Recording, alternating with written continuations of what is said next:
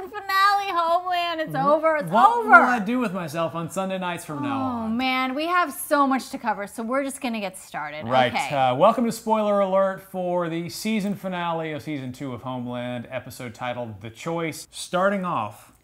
Quinn's... Oh, no. True love. Brody and Carrie sitting in a tree. Oh, gosh. Not sure what they're doing there. A little bit of a slow start. Am I right? It was sort of like they love it. Like, really? Like this? They Wine love each and other? roses. Making dinner at the cabin, Carrie taking picked walks up at the lake. Croissants. You know, one aspect that I did like about it, I don't know that I believe their love, but I believe they believe they're in love. And so it makes you feel like it humanizes them, which was, I think, a nice thing to have happen for us after a season of frantic action. The show is at its best when they can't be together, because when they are together, you're like now we're just watching these people. We're watching in two love. people in a date. We're watching a Match.com commercial. Karen on Facebook had an interesting comment, and she said, "My hope as a romantic is that in season 4, after Carrie absolves Brody of the recent attack, that she and Brody live abroad somewhere in love the entire season. She is a CIA officer and he doing I'm not sure what. I realize most people think they have no future together, but they can really light up the screen." No! Nobody wants to see that! Yeah, let's go to Twitter. I don't want to watch Carrie and Brody playing house. That's not what this show is about. Yeah, well, on Twitter, at Ginny and Teets weighed in. My dad and I have more romantic chemistry than Carrie and Brody. I don't want to watch them making out, making slow, free love that they now can make. I don't want to watch that. And I don't think we're going to have to. I think that, like, we have to believe they really want to be together so that when they're not, we understand their motivations and why they make the decisions they make. So I think that was what the setup of this episode was for, which led us to that great scene where Brody goes walking in the woods and we find out that Quinn has a heart. Quinn's a good egg! Yeah, we talked. Yes! We asked last week, does Quinn have a heart? That was kind of a question. We found out that he does. And not only that. And a brain. Quinn kills bad guys.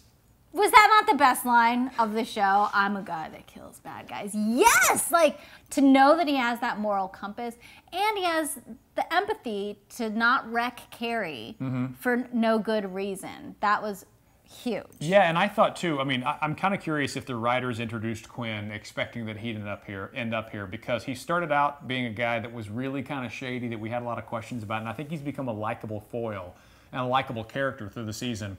And to see him end up where he's ended up, I hope that we've got more of Quinn coming in season 3 because I feel like he adds a dynamic that we're going to need in the CIA moving forward. And I love that he said that she's also that he called Carrie the best CIA operative he's ever seen. Boom! Boom! Goes the CIA. Wow. Did anyone see that coming? I mean, you had to know that something was going to happen. This was a really slow episode for the first 30 minutes or so. It was very quiet. Yeah, but you knew it was building towards something. And when they started cross-cutting between Nazir's, funeral at sea and the VP's funeral. Yeah, I mean, that was a really powerful visual statement. And then out of nowhere, Brody notices somebody moved my car. Was he framed?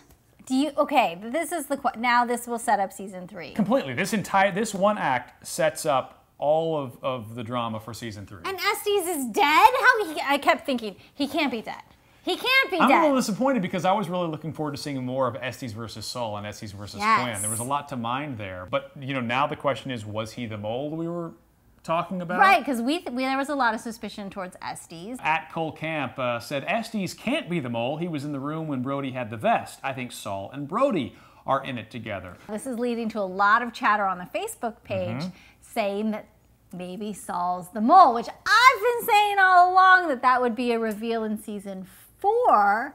Yeah. But there's a lot of chatter now. There's a lot of theories out there. Now, Saul is the heart and soul of the show. Sure. He is the moral compass. You look to him and say, like, this is a guy who's trying to do the right thing. But that's why I think these Homeland writers are so brilliant, because they will throw the curveball and you'll never expect it from Uncle Saul. So I'll say this, I don't believe Saul is the mole, and I think all the little nuggets that the writers have been throwing to maybe make us think he might be are just that. They're just little nuggets. I don't think that they are real kernels of truth that we can kind of latch on to. I think we've seen too many moments with him.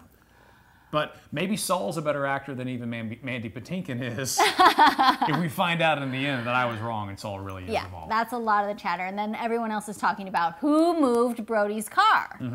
Well, was it the mole that we assume exists? Because Did how does Brody move it on his way, like out when he was walking to meet Carrie? We don't know. how does a terrorist get onto the CIA grounds to move the car? Maybe we'll find out in season 3. Is it the valet?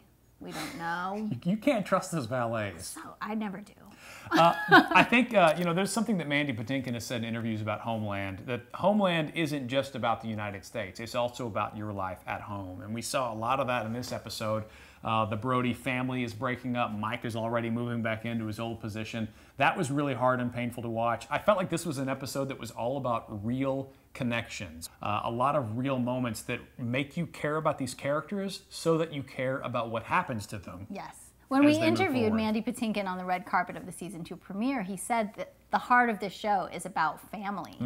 And that really was hit home on this season finale because Carrie had the choice between does she make a new family with Brody or does she go back to the CIA family? And what I loved about how they set that up is that is a real question that women have to ask all the time, work or family life, and how do you balance it, and do you have to make a choice? So that was brilliant, brilliant writing. So many questions that we'll have to answer in season 3. And this show is at its best when you don't really know. I mean, I think that the beginning of the episode was a little slow because you're like, oh, everybody seems to be getting what they want.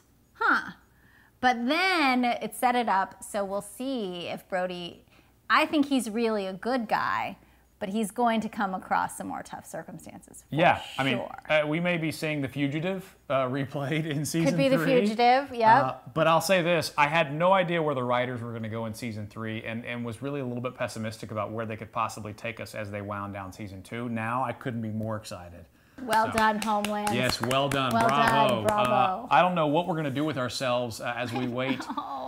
So 9 months we got to wait for the... September 2013 will be season 3, and I know that all of you, along with us, will be waiting with bated breath. Yes, in the meantime, we'll be reading all of the Homeland blogs and trying to keep up to date with all the theories out there. I know that if you want to follow a fun Twitter account, you should check out @SergeantBrody. That is I guess it was turned out that it was Aziz Ansari, prolific tweeter, behind that account, but there's some funny tweets there. Christina Applegate tweeted, I don't know about you, but the sadness I feel that Homeland is over after Sunday till next season is ridiculous and, well, sad. Couldn't have said it better ourselves. We couldn't agree with her more. Yeah. I'm Marc Istook. Diane Mizota. We'll see you on the next See you next spoiler season, alert. guys. Bye.